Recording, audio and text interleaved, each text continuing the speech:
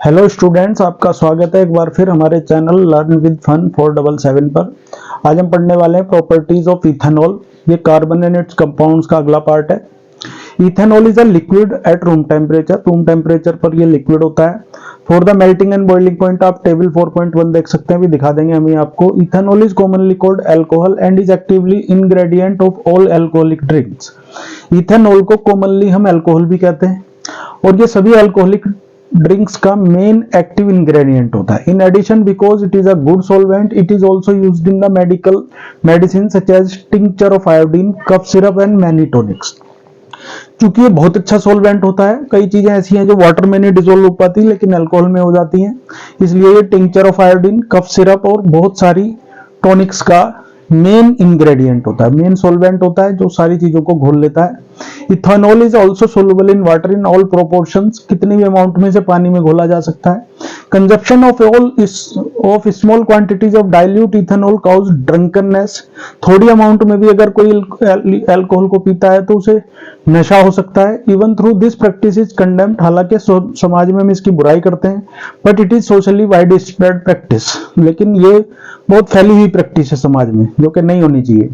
However, intake of even small quantity of pure ethanol को पीने पे which is called absolute alcohol can be lethal, ये जहरीला हो सकता है, जान ले सकता है। Also long term consumption of alcohol to many health problems, और लंबे समय तक अल्कोहल पीने से बहुत सारी हेल्थ प्रॉब्लम्स हो सकती हैं।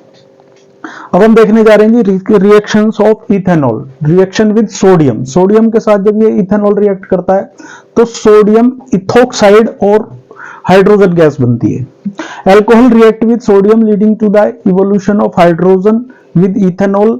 The other products is sodium ethoxide, sodium ethoxide यहां पर बन जाता है। फॉर्मूला आप देखिए CH3CH2OH, ये इथेनॉल का फॉर्मूला है और इसका H हटा दीजिए बस आप, बाकी H की जगह Na लगा दीजिए, CH3CH2ONA, तो ये बन गया है सोडियम इथोक्साइड। यहां पर सोडियम बाद में आ रहा है, इथोक्साइड ये CH3CH2O इथोक्साइड कहलाता है। ठीक है जी। Can you recall which other substances hydrogen in reacting with metals? क्या आप याद कर सकते हैं कि हाइड्रोजन के साथ और किस किस की रिएक्शन, कौन से मेटल्स हैं? तो जितने भी रिएक्टिविटी सीरीज में पहले मेटल्स हैं वो सब हाइड्रोजन को डिस्प्लेस कर सकते हैं यहां पर। चलिए, reaction to give unsaturated hydrocarbon. अभी पिछली रिएक्शन में हमने सैचुरेटेड हाइड्रोकार्बन बनाना सीखा, अब हम सैचुरेटेड से अनसैचुरेटेड भी बना सकते हैं। इथेनॉल को जब कभी भी आप हॉट कॉन्सेंट्रेटेड सल्फ्यूरिक एसिड के साथ रिएक्ट करोगे तो यहां पर सिंगल बॉन्ड आप देखेंगे, CH3 CH2 के बीच में सिंगल बॉन्ड है और यहां पर डबल बॉन्ड आ गया है, CH2 CH2, मिथीन बन गया है यहां पर, इथीन बन गया और वाटर बन गया है।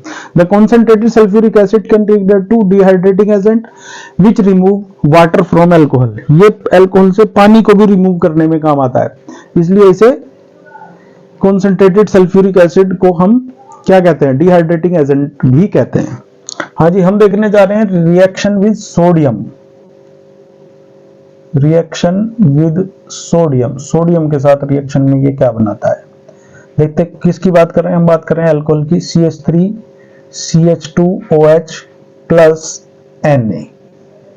तो आपको क्या करना है? Na को हटा के यहां पर अलग से निकाल लेना है, हाइड्रोजन निकल गई, और इस Na को H की जगह पे प्लेस कर देना है।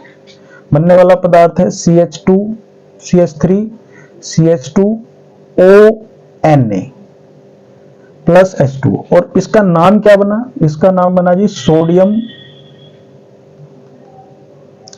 इथोक्साइड। ठीक है जी। अब एक और रिएक्शन लेते हैं, हम देख लेते हैं। मान लो रिएक्शन विद पोटेशियम, पोटेशियम के साथ रिएक्शन क्या कहलाएगी इसकी? पोटेशियम मतलब CH3 CH2OH2 की रिएक्शन मान लो हमने करी पोटेशियम के साथ, तो इससे आपको नाम पढ़ना भी आ जाएगा। ये करना वही है, आपको H को निकाल के लास्ट में लेके जाना है, बन गया हाइड्रोजन गैस, और ये K आपको H की जगह प्लांट कर देना है, तो बना CH3 CH2OK। और कोई नाम इसका मुझे बता सकता है तो आप इसका नाम मुझे कमेंट बॉक्स में लिख के बताएं। देखते हैं आपको कितना समझ आया? इसका नाम यहाँ पे चूंकि सोडियम लिखा है तो ये बना है सोडियम इथोक्साइड, इससे मिलता जुलता कुछ नाम यहाँ पर बनने वाला है।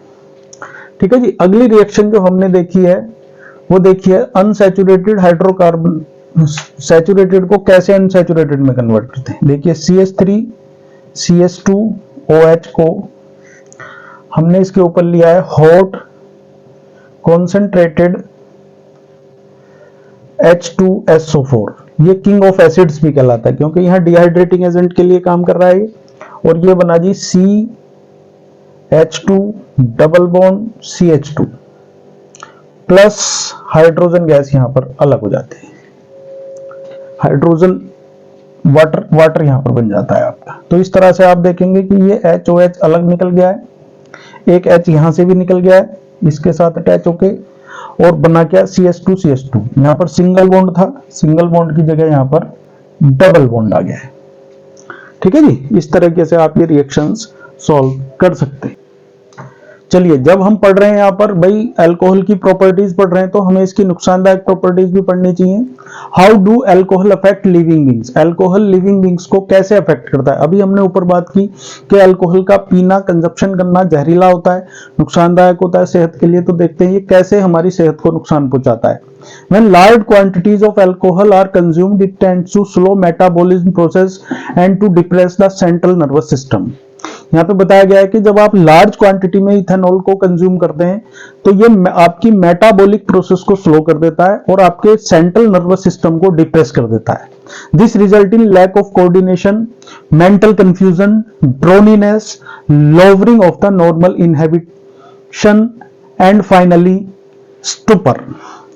होता यह है कि आपका कोऑर्डिनेशन गड़बड़ हो जाता है, हाथ पैर टांग ठीक से काम नहीं कर पाते हैं, मेंटल कंफ्यूजन हो जाता है, ड्राउनीनेस हो जाती है, शराब का नशा जिसे नशा कहते हैं वो हो जाता है, नॉर्मल जो आप काम करते हैं वो आपके नहीं कर पाते हैं और फाइनली आप बेहोश भी हो सकते हैं। The individual may feel relax without realizing that his sense of judgment, sense of timing and muscular coordination have been seriously impaired. जो इंडिविजुअल है वो नॉर्मली रिलैक्स फील कर सकता है, वो ये नहीं जानता कि उसकी जजमेंट करने की सेंस गड़बड़ हो गई है, सेंस ऑफ टाइमिंग गड़बड़ हो गई है, मसल कोऑर्डिनेशन गड़बड़ हो गया है और ये सीरियसली इंपेयर्ड हो गई। इसलिए drive with drink and drive को पे बैन होता है हमारे यहाँ। आपने देखा होगा ड्रिंक करके ड्राइव करने पे चालान भी कट जाता है। Unlike ethanol, intake of methanol is very small quantity can cause death. Ethanol से अलग अगर मिथेनॉल कोई थोड़े अमाउंट में भी कंज्यूम कर ले तो ये डेथ का कारण बन सकता है। Methanol is oxidising to methanol in the liver.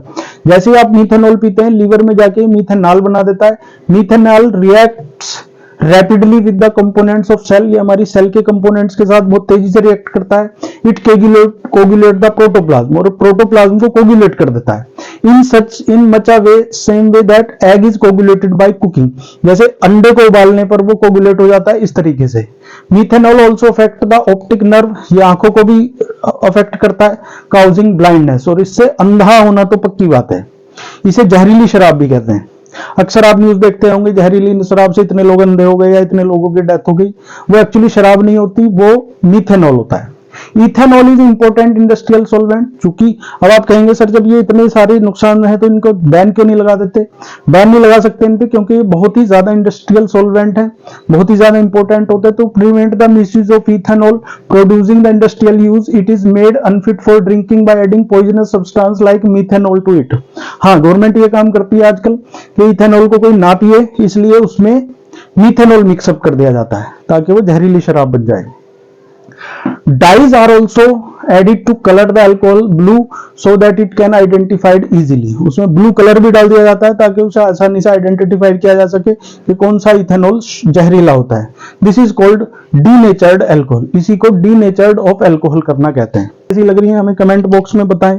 इस वीडियो में एक सवाल भी छोड़ा है आपके लिए, उसको कमेंट बॉक्स में लिखें। और अगर हमारी वीडियो पसंद आ रही है तो आप लाइक करें, शेयर करें, कमेंट करें और सब्सक्राइब जरूर करें। अपने दोस्तों के साथ शेयर करें। मिलते हैं अगली वीडियो में। Till then take care.